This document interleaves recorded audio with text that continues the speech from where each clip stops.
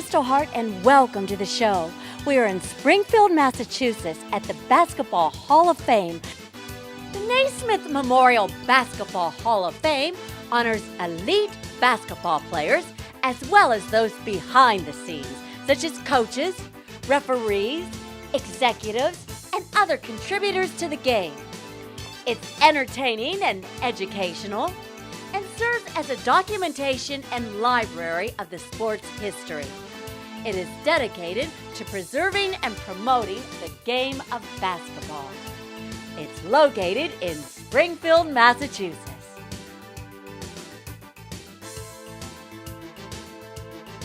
But we're headed towards New York City for the Atlantic 10 Conference Men's Basketball Media Day, where we had a chance to talk with some of the coaches. Charlotte's a really young school. It's in a great city. The school was founded in 1950, so the alumni base is young. It's 25,000 students. So you got a great balance of a young, vibrant campus in one of the best cities in the Southeast. So it's a great sell for us in recruiting, and every time kids come to campus and parents come to campus, they're blown away by how nice it is. And tell us a little bit about the recruiting process. Well, for us, this is our second year, so we're trying to establish ourselves recruiting, especially in the state of North Carolina, recruiting in Georgia, recruiting in South Carolina. We eventually want to recruit up here in the Northeast because a lot of our games, Temple and St. Joe's, UMass Rhode Island, teams that we compete against are up this way. So we're kind of starting in the Southeast, and then we're going to work our way up this way. So we'll be recruiting in New York City's backyard here eventually. And what do you think? Now, I'm from Ohio. I went to Ohio State, so I went to one of the big. I used to coach there. Oh, you did? I did. I was an assistant there for 6 years. Oh, all right. Mm-hmm. But there's been a lot of problems, it seems, with recruiting. How do you stop, like, the boosters and once a player gets big, to stop the problems that are happening today? Yeah. I mean, should they? I guess my question is, should they be paid or? That's a tough question right now because it's going to be tough to do that across the board in college athletics. If you pay certain kids a certain amount, if they go to one school, a kid that goes to play at Ohio State may get paid more if they do this cost of attendance thing than a kid that maybe goes to school at University of Dayton.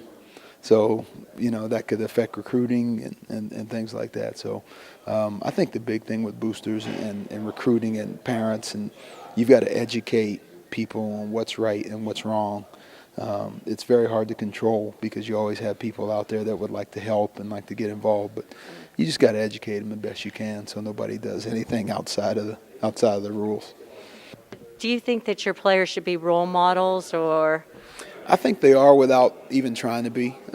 We try to get them out in the community, whether they read a book to 25 third graders or they go visit cancer patients or go visit people in a nursing home.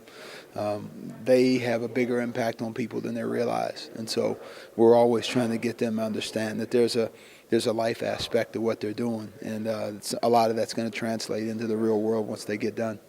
And your role, how do you motivate your players? I think we try to find that button in them where they have to let us know what they want. Because I think as a coaches, if we help players get what they want, then we'll get what we want in return. Some guys may say, hey, coach, I just want to play 4 years of college, graduate, and then get a job. Other guys may say, I want to play professionally. Well, wherever he says he wants to go, then we try to match the way we coach them and develop them to where they want to go. So if they can eventually get that goal that they want, that means they probably achieve some pretty good things along the way, and then that's how we get our part in return as coaches. How does it feel coming from a big school? You said you were with Ohio State, now going to a smaller venue. Yes, about half as small. I think Ohio State's still about 50-some thousand, and we're at Charlotte, we're at 26,000, so we're about half as small. But it's been fun. I love the city. Our fans are tremendous. I work for a tremendous university, and I just think it's one of the best kept secrets in the Southeast. So we hope anybody out there that's watching this, you get to come into Charlotte, come watch a game, and we'll make sure it's exciting. Well, we University of Rhode Island, and we have a campus that has 15,000 students. We're in Kingston, Rhode Island. It's a beautiful place. We're 6 miles from the beach of Narragansett. It's a great school. We have a beautiful facility, the Ryan Center, seats 7,800, it's an excellent place. And how has the recruiting went this year? It went very well. We brought in 5 freshmen, and they're very athletic. And we also had two transfers sitting out. One is my son, Billy Barron, and then the other one is Andre Malone from Auburn. So they'll join us at mid-semester. Oh, what position is your son playing? He's playing point guard, All right. combination guard, point combination guard. Now, would you say it's a pretty young team? Or? Yeah, no question. We're very, very young. We have 2 seniors, and then the rest are underclassmen. So, we're going to have some growing pains. We're picked towards the bottom of the league this year, and after we won 90 games the last 4 years. So, it's going to be a little bit of a rebuilding, but I think it'll be exciting. And how do you motivate them? How do you motivate them? Yes.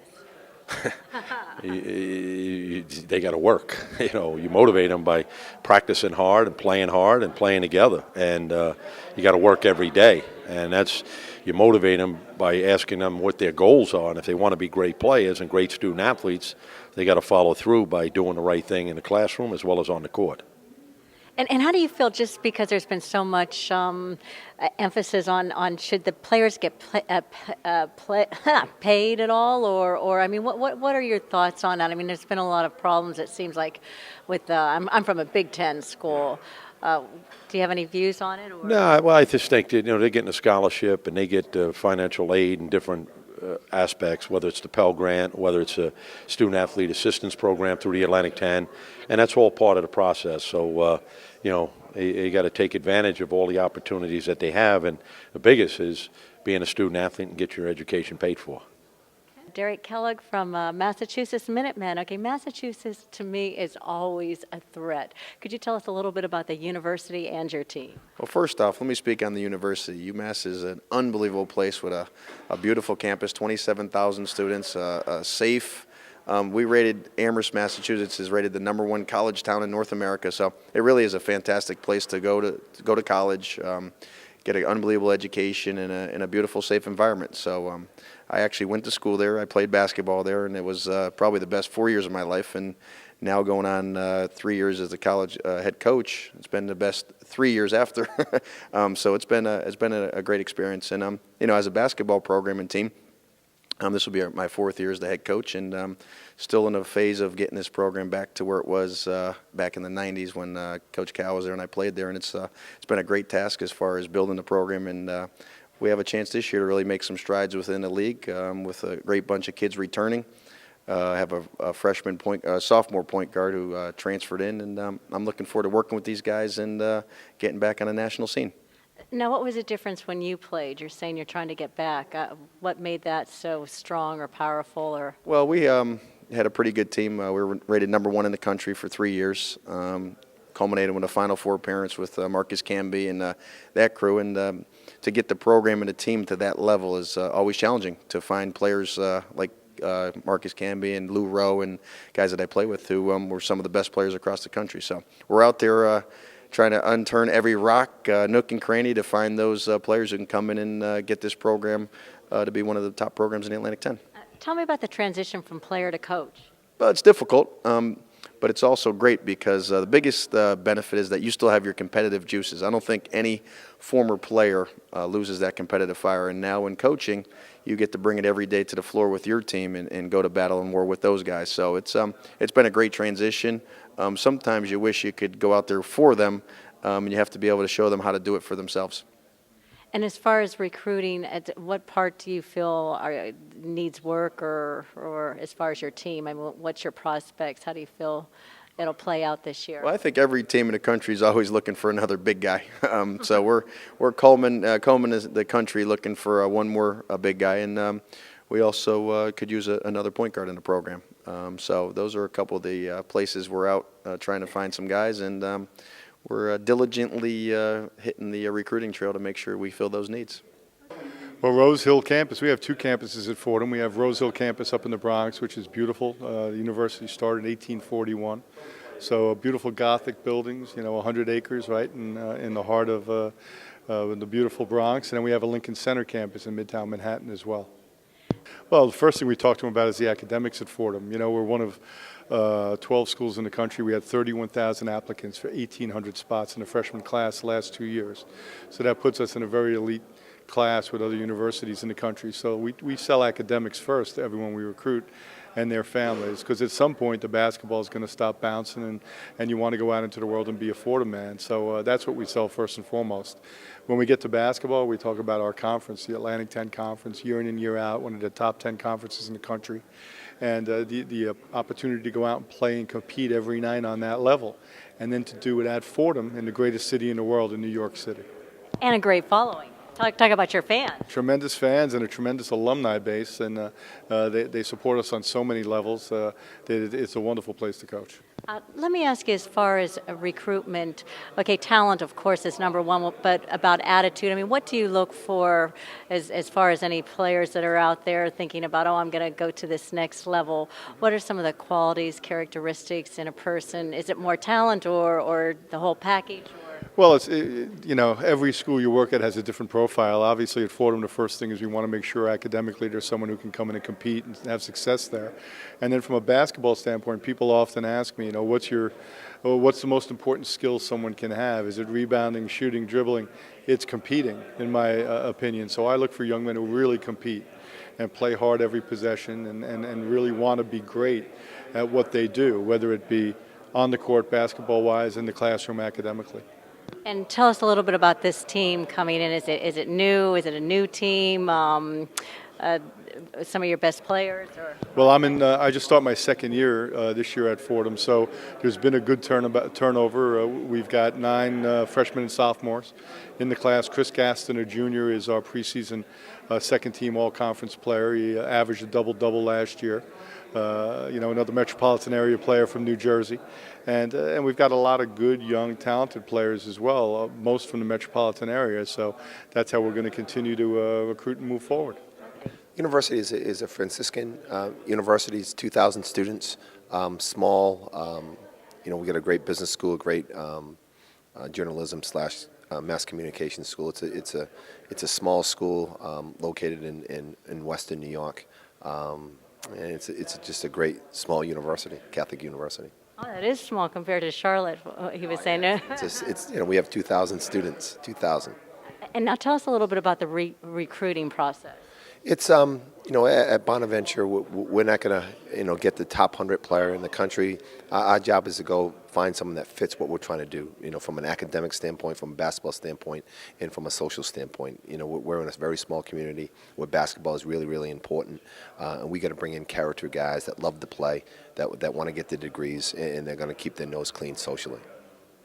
Do you have courses about keeping your nose clean? That seems to be a big problem today in any type of sports. And I was wondering, too, I said I came from Ohio State. Yeah. Do you feel that the players should, outside of education, should they be paid at all? Or? No question. I think, you know, most of the kids that play Division I basketball are you know, they don't come from a lot of money. And, you know, the 12 months that they're, you know, every year it's a 12-month job. It's they have to work on their games. In the summer they have to go to summer school. They don't have a chance to work, and they need some money. And whatever we can do to help and make their job easier, we need to do. And it's really, really important that these kids are bringing in millions and millions of dollars into the university. And you know, and if we can do anything, give them some laundry money to make it a little bit easier for them, we need to do.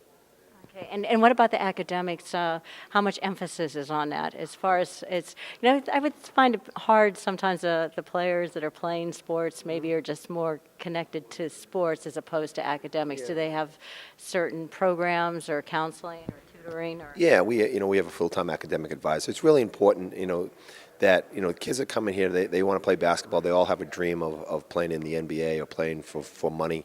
And it's our job to make sure that they have, you know, we call it a spare tire. And that spare tire is your education. So when basketball does end, and hopefully, you know, for these kids, it's after, you know, an NBA career. But most of these kids, you know, once their college career is over, you know, they got to get a job. And it's our job to make sure that they understand the importance of the education. Most of our guys are going to be first-generation graduates. And, you know, it's always, if mom and dad have their degrees, usually the son and daughter are going to look and get theirs. If mom and dad doesn't, it's harder for that kid to understand the importance of it. So it's our job as coaches, as administrators, as a university to make sure that they understand the importance of the education and what it can do for them. Okay, and any positions that are open, key positions that you need to fill this year? Yeah, we have, we got 4 starters back from last year. We have a point guard that graduated, played the most minutes of any player in Division I last year. And so that's the void. We got to fill our point guard position. We think we have 2 players, Shalon Kloof and Eric Mosley, that can do that. But we'll find out as practice starts tomorrow. Okay, and you get great support from the community? Yeah, it's a great place. It's our place holds close to 6,000 people. It's a great home court. It's if you never experienced it, you should come up and see it. It's something that it gives you goosebumps thinking about. It's one of the best home courts in the country. Washington, D.C., tell us a little bit about the campus. It's a great campus. It's an urban campus. It's a little different from the other schools I've worked at, but Washington, D.C. is one of the most powerful cities in the world. So I think it's a great place to be. Tell us where else have you worked at? I worked at Catholic University, Colgate University, University of Maryland, University of Vermont, and American International College. Oh, so being in Maryland, they must know you a little bit over there, huh? Definitely, that's my home area, and it's great to be back home. How long have you been with the team? May 3rd, just got back, and this is my first season coming up. Oh, okay, so that's an exciting time and also maybe a little frightening time. Could you tell us a little bit about the team that you're walking into? Well, we inherited a team that came in 5th place last year. We have 4 starters back. We don't have a lot of depth or size, but we're excited. We were picked 8th in the preseason poll. We're hoping to do a little bit better than that, and we have very good players. Senior guard Tony Taylor. I'm still getting to know our team, and we're working really hard and got a lot of goals we're trying to reach. Now, tell us what do you look for in an athlete as far as being on the team? Well, I like guys that can really shoot the basketball and have a high basketball IQ, and I value athleticism, and I like recruiting kids that are very serious about their academics as well as their basketball. Yeah, tell us a little bit about the academics there.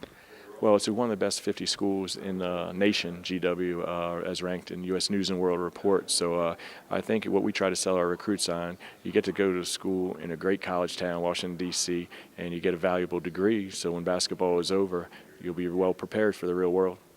Okay. Well, thank you very much. Anything else you'd like to say out there? No, it's good to be in Brooklyn. Hey, they say that the division is going to be reorganizing, do you have any thoughts on that? Yeah, I think it's a couple years away from happening, but I really like the Atlantic 10, and I'm excited that we're in the Atlantic 10 conference. Well, the campus is spectacular. It's a city campus that is surrounded by Lower Merion Township, which is the richest per capita township in the state of Pennsylvania. We've recently purchased the Episcopal Academy, which is on that campus in Lower Merion Township. Right down the middle of our campus is City Line Avenue, so if you're on one side of the street, you're in the city. On the other side, you're in the leafy, carefree suburbs. I'm from Ohio originally. Do you ever recruit anybody from Ohio? Absolutely, we do. We have a young man on our team from Cleveland, Ohio. He's our point guard, Tay Jones, who is a preseason Atlantic 10 third team member. We have gone into Ohio, and we're still diving into Ohio. Hopefully, we're going to have an addition or two to our roster from the state of Ohio. Okay, now do you need another tall guy? It seems like everybody's looking for some tall talent. Well, everybody looks for size. Everybody in college basketball needs one thing. We need size. But I think we have to always remember the college basketball game is decided by guards. And I'm out there looking for as many guards as I can. All right, that sounds wonderful. And how do you see this season going? And how did you feel about last season? Well, we were disappointing last year. We were 11-22. We finished and played in the semifinals in the Atlantic 10 tournament, so it gave us a boost. We're excited about practice and getting an opportunity to get better day after day after day, improve our communication, improve our offensive execution. If we can do those things when it rolls around to January and we have to play in a tough Atlantic 10, we'll be ready. Well, we're located in Philadelphia. We're a Christian Brothers school. Even though we're in the city, we're located in Fairmount Park, and we're actually a very green and surprisingly quiet campus for being in the middle of Philadelphia. And the kids we've recruited have loved it. They've had a great experience. You have all the opportunities that Philadelphia offers, but yet you have a nice, quiet, pretty campus to focus on your studies. Now, Temple, is that also in that area? Is that your big competition and rival there? Well, Temple and St. Joe's are both in Philadelphia, along with Villanova and Penn and Drexel. So it's a great basketball city. It's a great college town city. Again, there's great competition, great rivalries, and great opportunities for our kids not only to study but to enjoy a great city and relationships not only with their classmates at LaSalle but at all the other schools in Philadelphia. And why would they pick your school over these other areas? What's sort of special about your area, your school? Well, I think that all the schools are great, and ultimately it comes down to where you have the best relationships. And those relationships are formed in recruiting. Sometimes you bond with a certain coach or player a little bit differently, or you bond with your future teammates a little bit differently, or a certain program might need you a little more, or you might be a particularly good fit just for that situation or that year or that team. So I think all the schools in Philly are wonderful, and we've gotten our share of really good players, but they're kids that we had great relationships with and who were really a good fit for our program. I guess I was going to ask, what do you look for, when you're out there recruiting? Is outside of talent, the talent, but also is there a certain personality type or character? Well, I think that when you coach a long time, you have all kinds of kids, you have all kinds of people, and of course you would always prefer great talent, great kids, but those people aren't growing on trees. And right now I'm at a point in life where I like the saying that the greatest ability is dependability. We really want kids that we can count on. And if we feel like we can count on a kid, not only his talent, but his effort and just to be the kind of person who will represent us right, that's someone we would obviously want, someone that we could depend on. Right now, I think the thing that is being discussed is increasing the scholarships to where they cover the cost of attendance and where the kids have a few more bucks. But that's also a drain on schools at this time. Budgets are tight at a lot of places. It's a hard time nationally with the economy. So it would certainly make it more costly for schools. It would certainly also help the kids, though. But I think the debate now is whether to keep it as a typical scholarship as we know it now, or whether to increase it to the full cost of attendance, and you could really see arguments on both sides. Now, getting back to the sport, how satisfied were you with last season? Oh, we were pretty frustrated with our season. We weren't horrible. We made it to the Atlantic 10 quarterfinals, one of 8 teams out of 14 to make it to Atlantic City. We beat 7 A10 teams, over half the teams in the A10, but we were 15 and 18. And the frustrating thing is we could have done much better than that, and that happens sometimes. This year, we think we have great chemistry. We have good talent. We are young. We are unproven. We're picked low, but to us, it's where you finish that matters, not where you start. And we think this is a team with a lot of potential, not only short term but long term. And how do you deal with the personalities and egos on a team? Are there ever those problems? Yeah, there are personalities and egos at times, and right now I have it easy that way. I have a team this particular year where the kids just work hard and they're very coachable, and I have it pretty easy. In past years I've had it tougher, and it's never easy when you have kids that or people that you work with that have their own agenda. That's difficult, but right now I'm really fortunate. I just have kids that just work hard and try to do whatever we ask them to do, so it's fun. And you say they're young? Yeah, they are young. We are young. So that'll give them some years to work together, so they could be a real powerhouse down the line. Is that what you're looking forward to? I love your point of view. That's exactly what we're trying to do. As I said, we're picked low this year, but internally our expectations are high. We think that we can win, and if we do win with young players, now you're right. Now you can really see yourself making a long and consistent run towards the top of the league and into the postseason.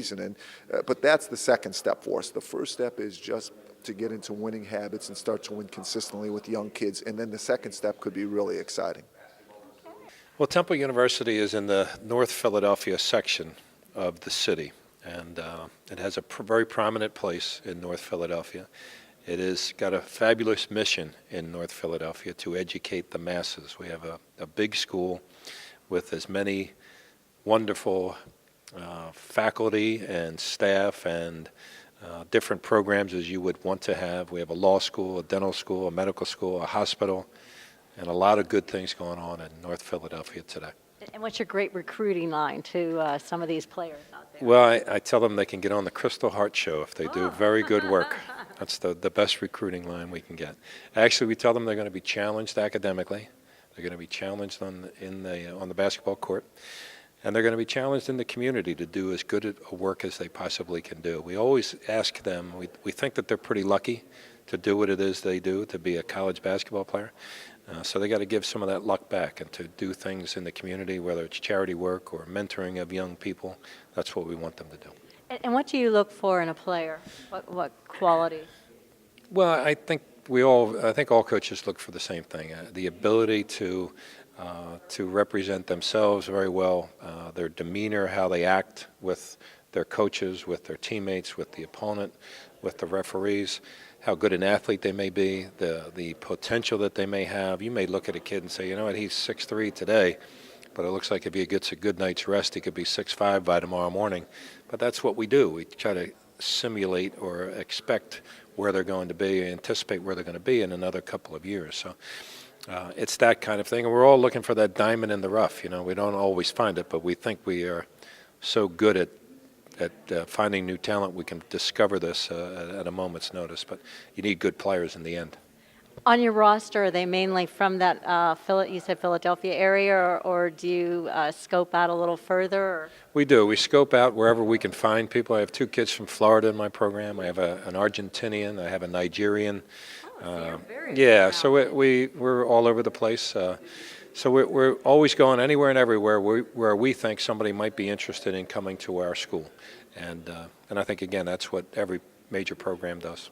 Okay, and just to end, is it a young team, or have they been playing together for a while? And you know, where do you see your prediction or prospect? You know, I think we're being picked highly in our league. We do have a lot of veteran guys back, especially in the backcourt. I think our front court is where we have some question marks, and that'll be the biggest thing for us. Can we handle the lack of experience in our front court? So, and I think we have a great league. We have a great group of coaches, great players, and so it'll be a great challenge for us, no question about it, but we're looking forward to it. And thanks for watching.